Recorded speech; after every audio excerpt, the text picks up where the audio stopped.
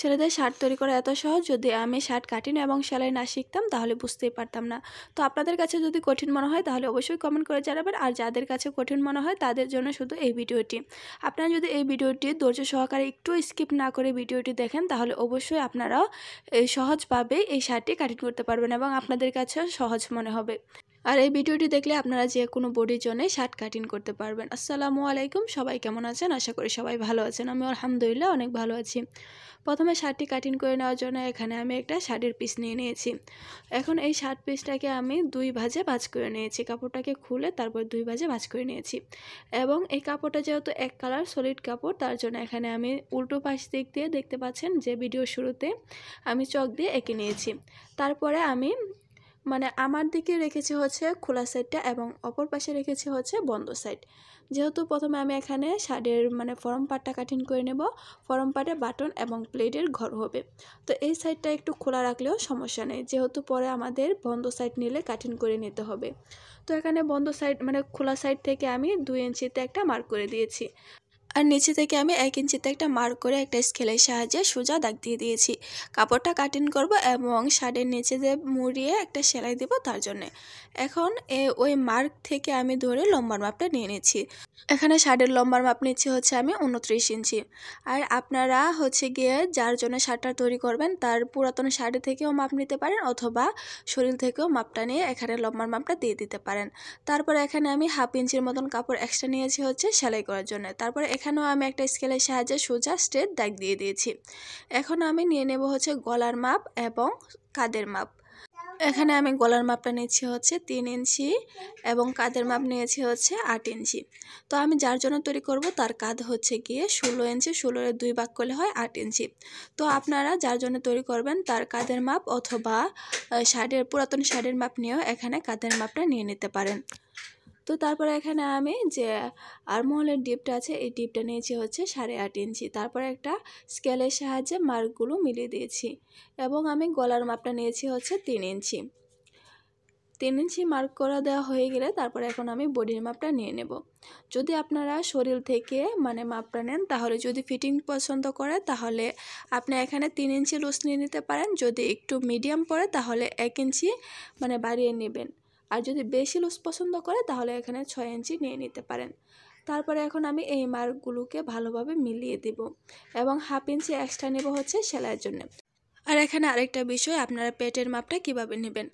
তো আপনারা আর্মহোলের ডিপটা যতটুকু পর্যন্ত নেবেন তার থেকে ফিতাটা ধরে আপনারা লম্বা যতটুকু নেবেন সেই অনুযায়ী ফিতাটাকে ধরে 2 ভাগ করে তারপরে এখানে মাঝে বরাবর পেটের মাপটা নিয়ে নেবেন। তো দেখতে পাচ্ছেন এখন আমি একটা স্কেলের সাহায্যে মার্কগুলো মিলিয়ে দিচ্ছি। তো এখানে কিন্তু জামা বা কামিজ আপনারা যে সেলাই করেন ওরকমভাবে এখানে কিন্তু বেশি একটা অ্যালাউন্স নেওয়া যাবে না, যেহেতু এটা শার্ট 1/2 ইঞ্চির চাইতে বেশি অ্যালাউন্স তো নেওয়া যাবেই না। তার জন্য এখানে আমি 1/2 ইঞ্চি অ্যালাউন্স নিয়ে নিয়েছি এবং সামনে যেহেতু তালপাট হবে শার্টের, তার জন্য এখানে আমি একটু ভিতর থেকে মার্কটা করে দিয়েছি। আমি যে আর্মহোলে যে দাগটা দিয়েছিলাম স্ট্রেট সোজা, এই দাগ থেকে ভিতর থেকে আমি একটা মার্ক করে দিয়েছি এবং বাইরে থেকেও একটা মার্ক করে দিয়েছি। একটা মার্ক হবে হচ্ছে তালপাট কাটিং করার জন্য, আরেকটা হচ্ছে ব্যাক পার্টের। তারপরে এখানে আমি শোল্ডার থেকে ধরে 1.5 ইঞ্চি নিচে একটা মার্ক করে এই শোল্ডারটাকে ডাউন করে দিয়েছি। তো আপনাদের যার জন্য তৈরি করবেন তার যদি স্বাস্থ্য বেশি হয় তাহলে এখানে 1.25 ইঞ্চি নিয়ে নিতে পারেন। তারপরে এখানে আমি দাগ বরাবর কাপড়টুকুকে কাটিং করে নেব। তো প্রথমে এখানে আমি ব্যাক পার্টের জন্যেই এই আর্মহোলের যে শেপটা আছে এই শেপটা দিয়ে দিয়েছি আমি। তারপরে এই কাপড়টাকে সরিয়ে রেখে ফরম পার্টের তালপাটটাকে কাটিং করে নেব। তো আপনারা চাইলে প্রথমে কাটিং করে নিতে পারেন। তো দেখা গেছে প্রথমে কাটিং করে নিলে ভুলবশত যদি যে দুইটাই এক সমান হয়ে যায় তাহলে কিন্তু আবার ঝামেলা, শার্টটা পরতে ভালো দেখা যাবে না এবং শার্টের যে পিছন দিক দিয়ে টান ধরে থাকবে। তারপরে বাকি যে কাপড়টুকু আছে এই কাপড়টুকুকে আমি 2 ভাঁজে ভাঁজ করে নিয়েছি। তো এক্ষেত্রে খেয়াল রাখতে হবে নিজের দিকে হচ্ছে বন্ধ সাইডটা রাখতে হবে, যেহেতু এটা ব্যাক পার্টে তো কোনো জোড়া হবে না। আমি বন্ধ সাইডটা রেখে তারপরে এখানে আমি ফরম পার্টটাকে বসিয়ে দিয়েছি এবং ফরম পার্টের যে আমি 1.5 ইঞ্চি নিচে মার্ক করে শোল্ডারটা ডাউন করেছি, ওইখানে আমি একটা দাগ দিয়ে দিয়েছি। তারপর একটা স্কেলের সাহায্যে আমি সোজা দাগ দিয়ে দিয়েছি। তো এখানে আমি মানে তীরা বসাবো তার জন্যে। এখন আমি দাগ বরাবর কাপড়টুকুকে কাটিং করে নেব। তো আপনারা যদি একটু মনোযোগ সহকারে দেখেন তাহলে কিন্তু অবশ্যই বুঝতে পারবেন। তো সবটুকু শুধু আমি সেম রেখেছি, শুধুমাত্র উপরে যে তীরা মানে অ্যাটাচ করব ওইখানে শুধু আমি একটা স্কেলের সাহায্যে সোজা দাগ দিয়ে দিয়েছি। তো মূল মানে অনেকেই এই বিষয়টা বুঝতে পারেন না, তো আপনারা যদি একটু খেয়াল করে ভিডিওটি দেখেন তাহলে কিন্তু অবশ্যই বুঝতে পারবেন। আর এখানে কিন্তু গলার মাপটা প্রথমে আপনি অ্যাকুরেটভাবে কাটতে যাবেন না, তাহলে কিন্তু দেখবেন যে কলারের সাথে মানে আপনার যতটুকু কলা রাখবে সেই অনুযায়ী কিন্তু এখানে মিল খাবে না। তো প্রথমে আমি ছোট করে একটা মানে একটু কাপড় কেটে নিয়েছি যাতে বোঝা যায় এই অংশটুকু গলার। তারপর এখানে আমি তালপাটটা কেটে নিয়েছি। তো এখানে আপনাদের মানে শাড়ির কলার যতটুকু হবে সেই অনুযায়ী শাড়ির কলার কাটিং করে নেওয়ার পরে এখানে শাড়ির কলারের মাপ অনুযায়ী আপনারা গলাটা কাটিং করে নেবেন। তারপর এখানে বাড়তি যে কাপড়টুকু আছে এই কাপড়টুকুকে আমি আবারও ভাঁজ দিয়ে 4 ভাঁজে ভাঁজ করে নিয়েছি।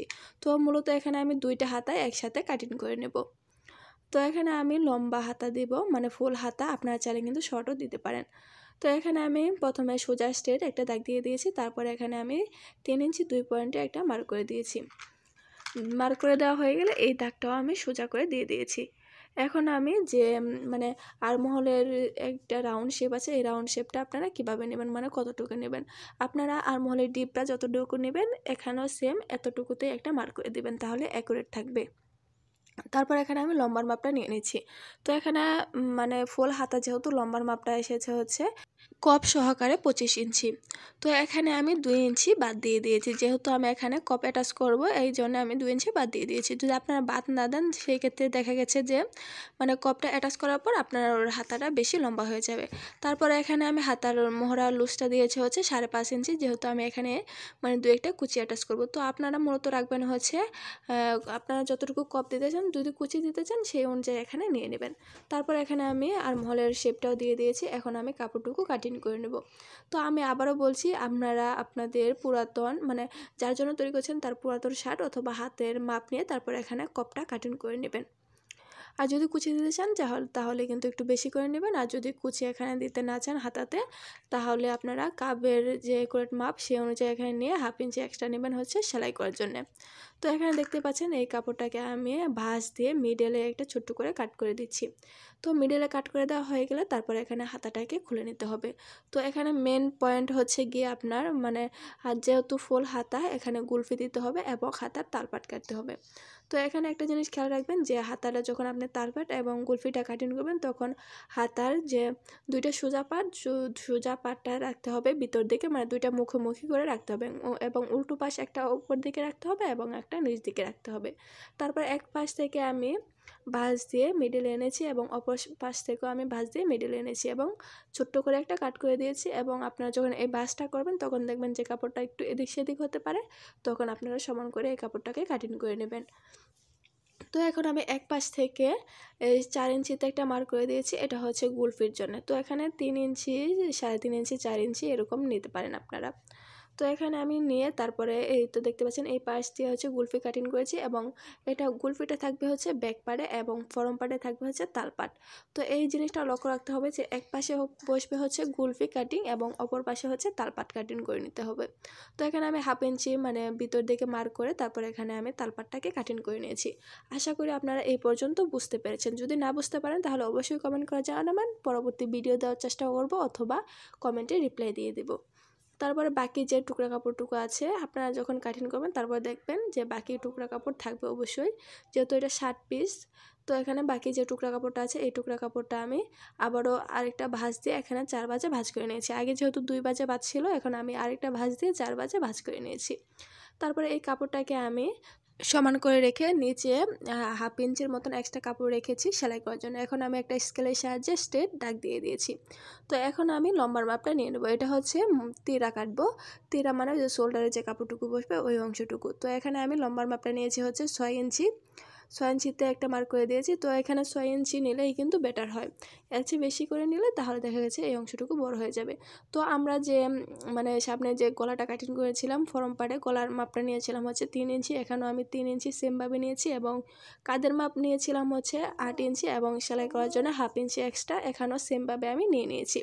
তো এখানে একটা কাজ করতে হবে হচ্ছে, আমরা শোল্ডারের ডিপ নিয়েছিলাম 1.5 ইঞ্চি, 1.5 ইঞ্চিতে একটা নিচে মার্ক করে একটা স্কেলের সাহায্যে সোজা স্ট্রেট দাগ দিয়ে দিব। তো এই জিনিসগুলো যদি আপনারা খেয়াল করে দেখেন তাহলে অবশ্যই বুঝতে পারবেন। তারপরে এখানে আমি 3 ইঞ্চিতে যে একটা গলার মাপ মানে মার্ক করেছিলাম, ওই মার্কটাকে আমি গোল করে শেপ দিয়ে দিয়েছি, মানে গলা কাটিং করার জন্য 1.5 ইঞ্চি নিচে যে মার্ক করেছিলাম ওইখানে মিলিয়ে দিয়েছি। এখন আমি শোল্ডার থেকে শোল্ডারটাকেও সেমভাবে ডাউন করে দিয়েছি। এখন আমি মার্ক বরাবর কাপড়টাকে কাটিং করে নেবো। এই হচ্ছে গিয়ে তিরা শার্টের। তো এই অংশটুকু অনেকের মানে বুঝেন না, এই অংশটুকু আমি খুব সহজভাবে দেখানোর চেষ্টা করেছি, আশা করি বুঝতে পেরেছেন। তারপরে মিডল বরাবর একটা কাটিং করে নিয়েছি। এখন আমি শার্টের পকেট দিব, পকেটের জন্য এখানে পকেটের কাপড়টাকে কাটিং করে নিয়েছি। প্রথমে আমি সমান করে কাপড়টাকে কাটিং করে নিয়েছি। তো আপনারা যদি চান পকেটটা দিতে তাহলে এখানে দিতে পারেন, আর যদি না চান তাহলে স্কিপ করতে পারেন। তো এখানে পকেটের চওড়াটা নিয়েছি হচ্ছে আমি 5.5 ইঞ্চি এবং এখানে আমি লম্বাটা নেব হচ্ছে 8 ইঞ্চি। তো এখানে আমি সমানভাবে মানে মার্ক করে কাপড়টাকে 4 ভাঁজে মানে কাটিং করে নেব, 4 দিক দিয়ে সমান করে কাটিং করে নেব। তারপরে শুধু পকেটের শেপটা দিয়ে দেবো। তো এখানে আমি মানে মার্কগুলোকে ভালোভাবে মিলিয়ে দিচ্ছি। এই সাইড দিয়ে মানে দেখছি হচ্ছে কিছুটা পরিমাণে কাপড় কম আছে। তো এইটুকু সমস্যা নেই, যখন আমরা ভাঁজ করে তারপরে পকেটের শেপটা দেব তখন মানে এই কাপড়টুকু মানে কাটাই পড়বে। তো এখানে কাপড়টা ভাঁজ করে নিয়েছি। তো এই পাশ থেকে হচ্ছে যখন আমরা পকেটের শেপটা দেবো ওই কাপড়টুকু কেটে পড়ে যাবে। তো তারপর এখানে বাকি যে কাপড়টুকু আছে এই কাপড়টুকু দিয়ে হচ্ছে কপ কাটিং করব এবং যে মানে হাতার কবের মাঝে যে গুলফিটা দিতে হবে ওই গুলফিটা কাটিং করে নেব। তো শুধু আমি আপনাদেরকে কপটা কাটিং করে দেখিয়ে দিচ্ছি, আর আপনারা কিন্তু গুলফি কাটিং করবেন হচ্ছে গিয়ে লম্বা একটা টুকরা কাপড় নিয়ে নেবেন। এই টুকরা কাপড়টার মানে লম্বা নেবেন হচ্ছে একটা 7 ইঞ্চি এবং আরেকটা মোট হচ্ছে 14 ইঞ্চি নিলেই কিন্তু হয়ে যাবে। তো এখানে আমি মানে কপটা কাটিং করে নেওয়ার জন্য কপটা চওড়া নিয়েছি হচ্ছে 2.5 ইঞ্চি, সেলাই করার পর 2 ইঞ্চি টিকবে। আর এবার যে আপনাদের কাছে একটা রিকোয়েস্ট, ভিডিওটি ভালো লাগলে ভিডিওতে লাইক দিয়ে দেবেন এবং চ্যানেলে নতুন হলে চ্যানেলটিকে সাবস্ক্রাইব করে দেবেন। ফেসবুক থেকে দেখে থাকলে পেজটিকে ফলো দিয়ে রাখবেন। আজকে এই পর্যন্তই, সবাই ভালো থাকবেন, সুস্থ থাকবেন, আমাদের জন্য দোয়া করবেন। আল্লাহ হাফেজ।